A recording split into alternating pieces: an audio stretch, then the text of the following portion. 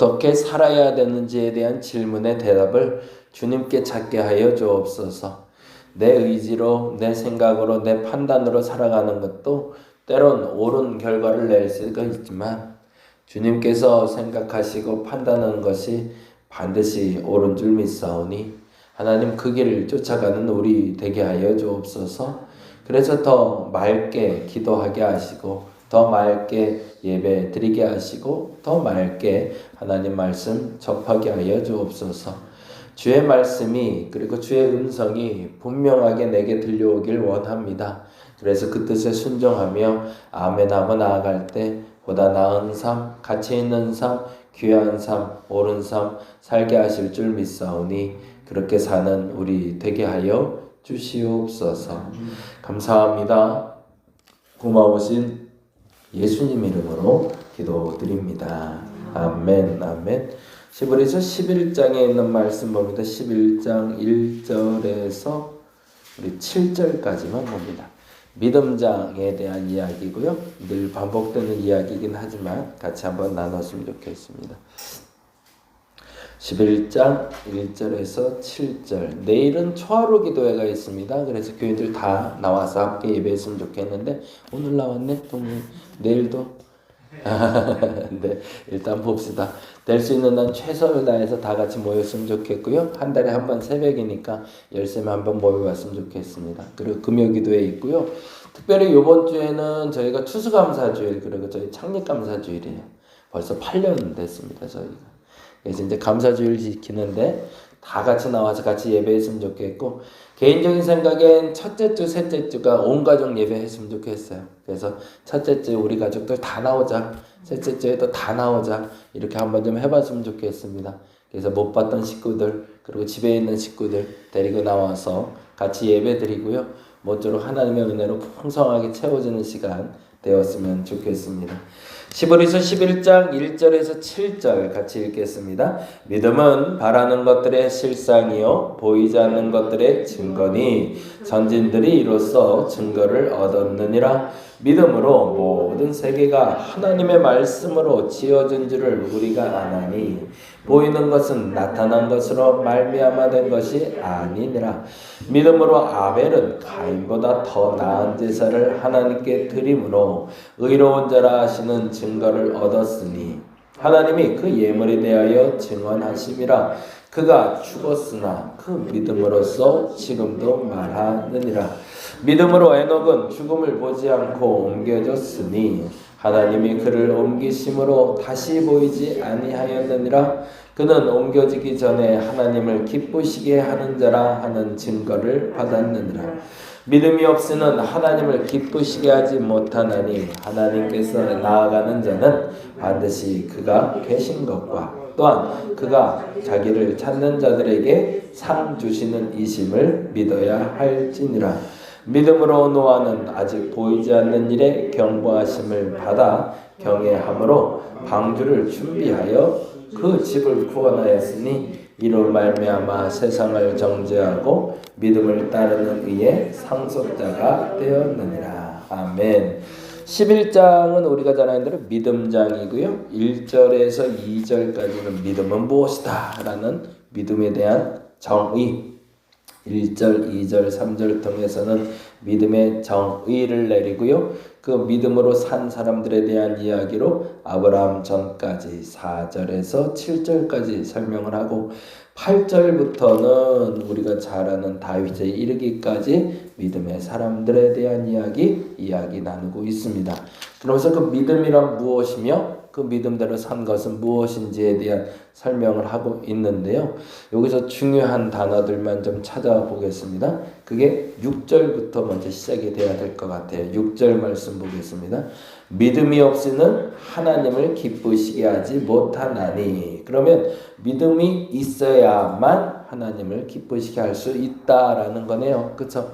믿음만 있어도 하나님을 기쁘시게 할 수 있다. 그런데 그러면 믿음은 어떤 것을 얘기할까? 이렇게 돼 있죠. 믿음이란 하나님께 나아가는 건데 뭐래요? 반드시 그가 그죠? 그가 계시다는 것. 수요일 날도 그 얘기 할 건데요. 고난이 닥쳐오면 우리에게 찾아오는 첫 번째 유혹은 뭐냐면, 죄송하지만 유혹이라고 말하기도 좀 우습지만 사단이 자꾸 고난을 우리에게 먹이로 주는 이유가 있어요. 그 이유는 뭘까요? 우리를 쓰러뜨리는 게 목적이잖아요. 근데 왜 쓰러뜨리려고 할까요? 하나님을 의심하게 만드는 거죠. 하나님이 안 도와주시는 것 같아. 하나님이 없는 것 같아. 하나님이 예전에는 계셨는지 모르지만 과거에는 있었는지 모르겠지만 지금 내 상황에서는 없는 것 같아 라고 믿게 만드는 게 목적이죠. 사단의 목적은. 그래서 고난이라는 것이 우리에게 몸을 힘들게 하고 마음을 힘들게 하고 육체를 병들게 하는 것도 있지만, 사실은 고난이 가장 사단의 먹잇감이 되는 이유는 고난으로 말미암아 하나님을 의식해 만들기 때문에 그렇습니다. 그러면 답을 알기 때문에 우리는 어떻게 해야 될지를 아는 거죠. 고난이 오면 첫 번째로 기억해야 될 게 있죠. 하나님에 대한 믿음이 흔들리면 안 된다. 그게 먼저 기억이 돼 있어야 고난을 바르게 이겨나갈 수 있는데, 이거를 넘어서기 전에 먼저 고난을 이겨나갈 다른 방법을 찾다 보니까 나중에 가서는 고난은 비껴가는데 내게 하나님은 계시지 않는 거죠. 사단의 먹이가 됐으니까. 오늘 믿음에서도 이렇게 얘기합니다. 첫째, 반드시 그가 계신 것을 믿어야 된다. 그건 무엇이에요? 상황 불문이죠. 어떤 좋은 상황이 오든 나쁜 상황이 오든 평이 오든 상관없이 하나님이 계신 걸 믿어야 된다. 그게 믿음이다. 그리고 두 번째는 뭐죠? 또한 그가 자기를 찾는 자들에게 뭐 한다고요? 상 주시는을 믿어야 된대요. 이게 굉장히 중요하다. 내가 믿는 그 하나님이 고난 중에도 계셨고 지금도 계시고 과거도 계시고 현재도 미래도 계시는데, 그 계시는 하나님이 계시는 이유가 내가 하나님을 찾을 때마다 뭘 주신다? 상 주신다는 걸 난 믿는 거다. 이게 믿음이라는 거죠. 그러면 그 상이 뭘까? 그 상이 뭘까가 중요하겠죠. 그 상이 1절에서 3절까지 이렇게 설명합니다. 상절은 뭐라고 되어 있죠? 1절, 믿음은 바라는 것들의 실상이 되는 거래요. 그러니까 미래에 일어날 일에 대한 보증이라는 단어죠. 이 실상이라는 단어가 굉장히 많은 뜻으로 해석이 돼요. 한번 적어놔 보시죠. 실상이라는 단어는요, 보증이라는 단어도 되고요. 보증.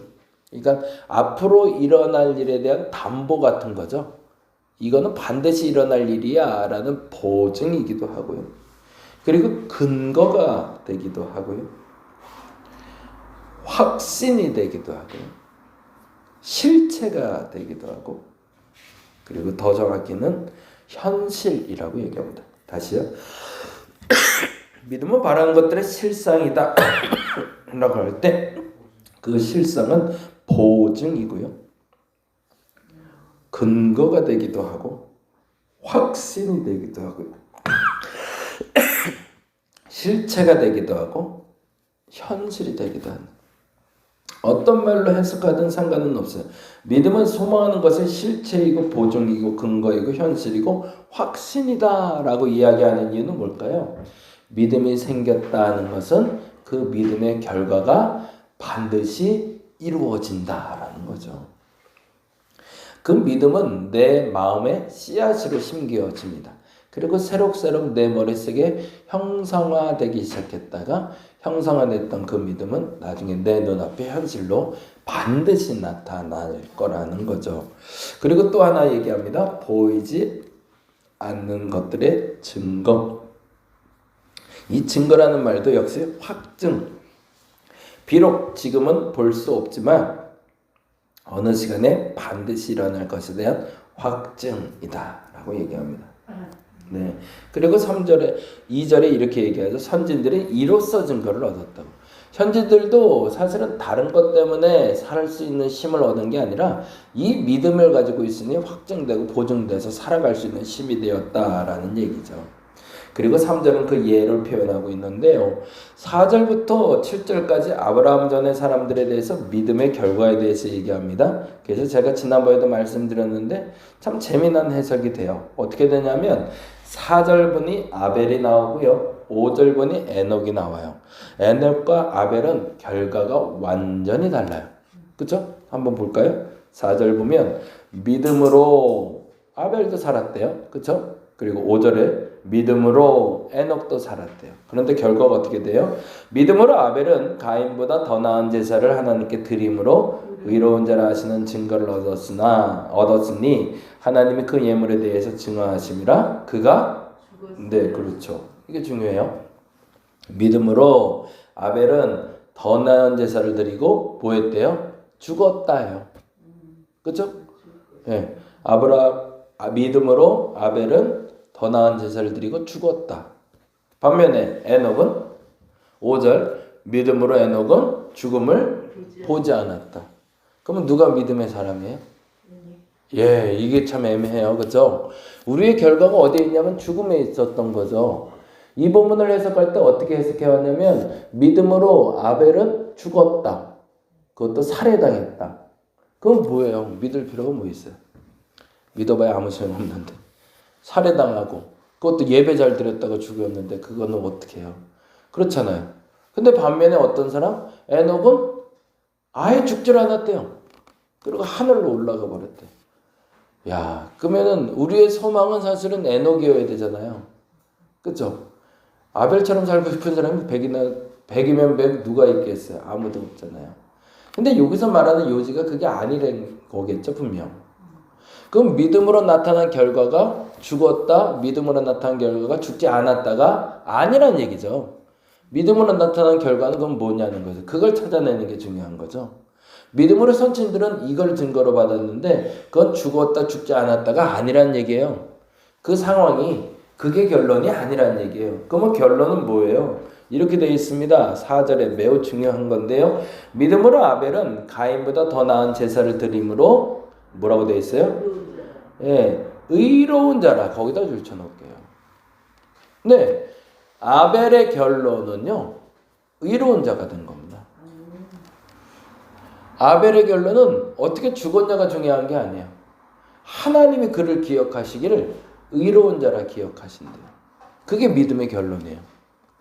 우리의 결론제에서는 얼마나 고난을 많이 당하느냐, 고난을 당하지 않느냐, 언냐도 복받았느냐, 복받지 않았느냐의 기준이 이 땅에서 이루어지는 걸로 착각하는데 그렇지 않다는 얘기입니다.